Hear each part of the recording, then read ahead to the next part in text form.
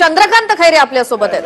हा मजबूत त्यांनी ठेवा आणि आम्ही सतत मजबूत त्यांनी ठेवण्याचा आम्ही कार्य करतोय। आमचे सर्व कार्यकर्ते शिवसैनिक शिवभक्त कार्यकर्ता आणि तो भगवा झेंडा हा या समाजाला कोणी हटवू शकत नाही।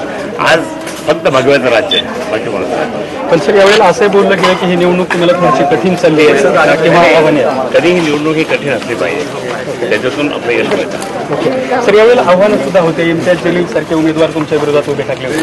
माझ्याबरोबर 3 आमदार होते, पण त्या आमदारांनी काय काम केलं काय नाही त्यात सर ही निवडणूक लढवण्यासाठी तुम्ही बरेचसे प्रयत्न केलेले आहेत, मतदानाची प्रक्रिया सुद्धा वेगवेगळ्या पद्धतीने राबवली नाही। मतदानाची प्रक्रिया उद्धवजींनी आणि खूप लक्ष देण्यात आहे।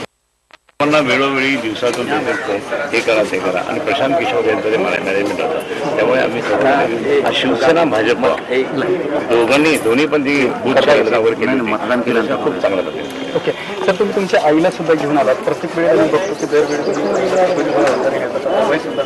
91 वर्षाची माझी आई आहे आणि तिने हे सगळं आपला हैदराबाद मुक्ती संग्राम सगळं पूर्ण पाहिलेलं आहे, रजाकारी पाहिलेली आहे माझ्या, म्हणून तिचा आदर्श आमच्या आजीचा आदर्श घेऊन त्या ठिकाणी हैदराबाद संग्रामाचे सैनिक होते, फ्रीडम फायटर होते आणि ह्या संभाजीनगरमध्ये पुन्हा शक्य की रजाकारी नाही आली पाहिजे म्हणून त्या ठिकाणी तिचा आशीर्वाद मिळाला। आई तुम्ही काय सांगाल? काय नाही, माझी अशी इच्छा आहे, माझ्या मुलांनी सगळ्याची जनतेची इच्छा आहे की साहेब निवडून येतील, तुमचा आशीर्वाद पाहिजे। ओके तर अशा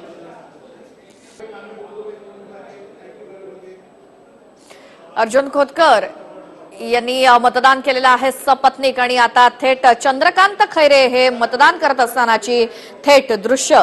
चंद्रकांत खैरे औरंगाबाद मध्ये मतदान केंद्रावरती मतदान करतायत आणि त्यांचं कुटुंब सुद्धा त्यांच्या सोबत।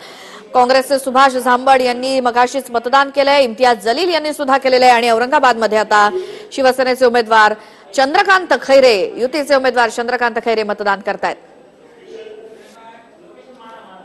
चंद्रकांत खैरे मतदान केंद्रावर पोहोचले त्यावेळी त्याच्या लक्षात आलं की आपण मतदान करणाऱ्या ईव्हीएम मध्येच थोडासा बिघाड झालाय, बटन दाबलं जात नव्हतं अशी तक्रार होती आणि म्हणून ते काही काळ वाट पाहिली आणि त्यानंतर त्याने मतदान केलं। मशीन 5-7 मिनिटं बंद होती, काय प्रॉब्लेम होता? त्याने डिफेक्ट आहे, पण ठीक आहे आता झालं तर तरी पण थोडा वेळ मग थांबवलं मला, म्हणजे माझंच बटन यायला लागलं, मग काय करणार शेवटी दबतच नव्हतं, पण ते म्हणजे वायर हल्लं का काय हल्लं। झालं का व्यवस्थित? आता झालं। हा व्हिडिओ तुम्हाला आवडला असेल तर असे आणखी व्हिडिओ पाहण्यासाठी TV9चं YouTube चॅनल सबस्क्राईब करा, बेल बटन दाबा, ताज्या घडामोडींसाठी लॉग ऑन करा tv9marathi.com।